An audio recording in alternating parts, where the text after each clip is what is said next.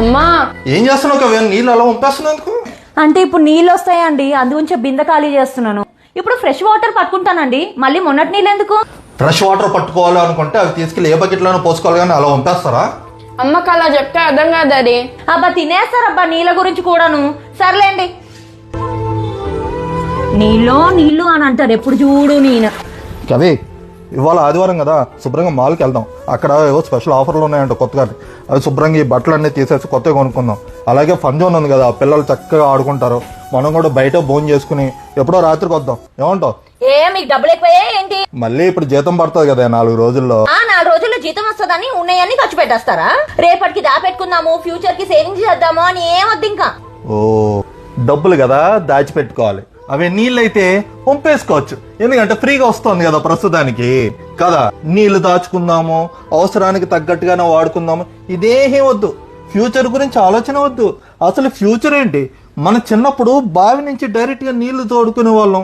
ఇప్పుడు బోరు 300 పోయింది, 500 పోయింది, 1500 పోయింది, 2000, 3000 అడుగులకి కిందికి పోయినాయి నీళ్లు. అయినా సరే మనకి లెక్కలేదు. నీళ్ళు వస్తున్నాయిగా పంపేయడమే.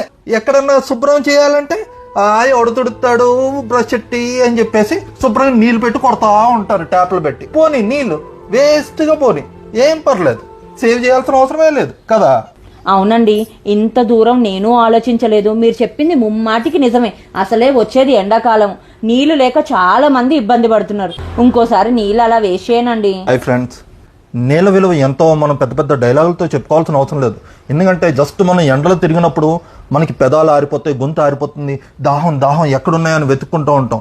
ఆ క్షణంలోనే మనకి నీళ్ళ విలువ తెలుస్తూ ఉంటుంది. ట్రైన్లో ఎప్పుడైనా వాటర్ బాటిల్ ఎప్పుడు వస్తాడా అని ఎదురు చూస్తూ ఉంటాం చూసారా, ఆ క్షణంలో కూడా మనకు వాటర్ విలువ తెలిసి వస్తుంది.